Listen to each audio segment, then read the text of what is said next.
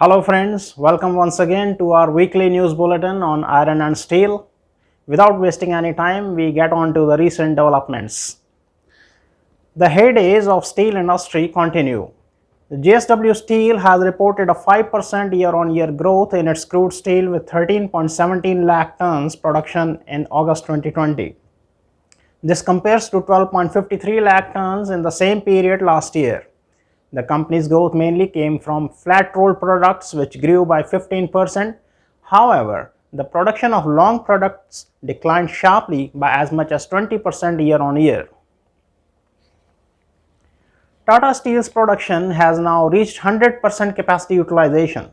The company's CEO and MD TV Narendran said that due to the COVID setback, the company was forced to cut down its operation by up to 50% in April.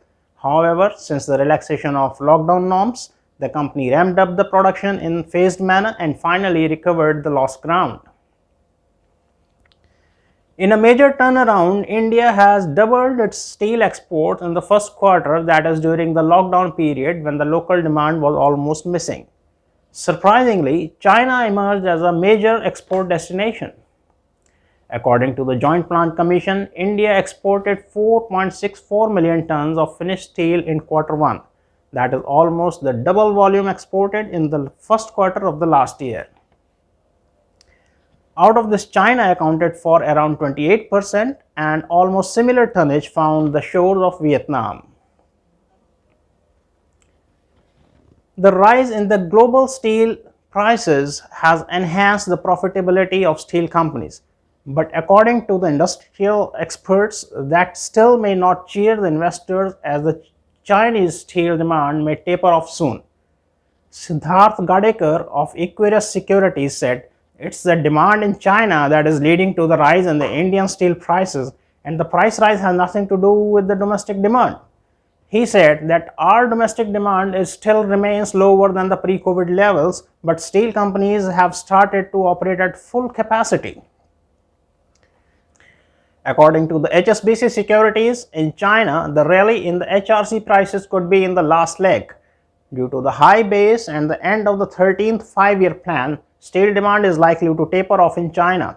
And with the market caps of Indian steel producers strongly correlated to the Chinese HRC prices, that may be a point of concern for the Indian steel stocks, especially for the flat steel producers.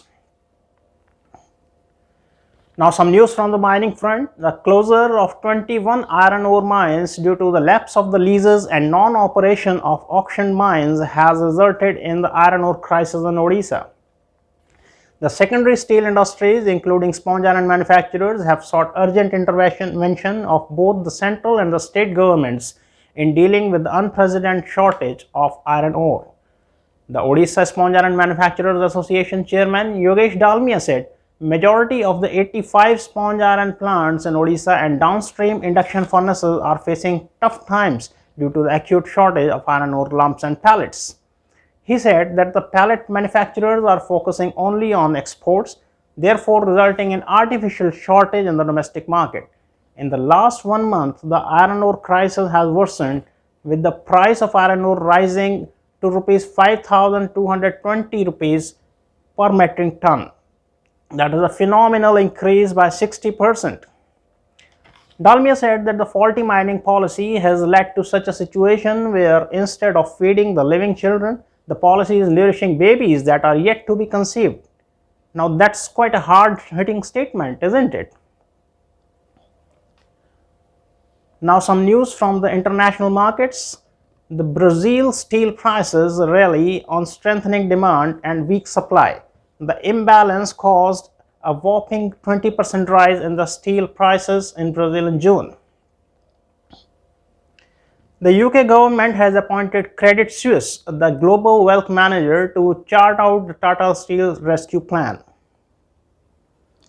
And in US, the capacity utilization rate has gone up by 2% to 63.7%.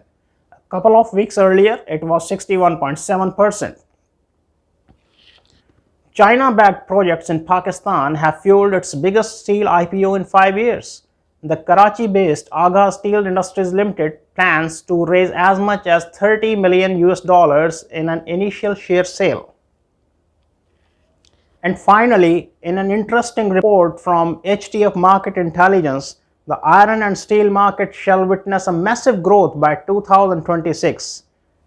So what I could perceive from this report is that if you are in the steel sector, mark my words, don't go anywhere, stay there, you are at the right place. Enjoy. Before leaving, don't forget to subscribe to our channel and click on the bell icon for getting regular updates. Visit our website www.steelreporter.com and download our free iOS and Android apps at Apple Store and Google Play Store.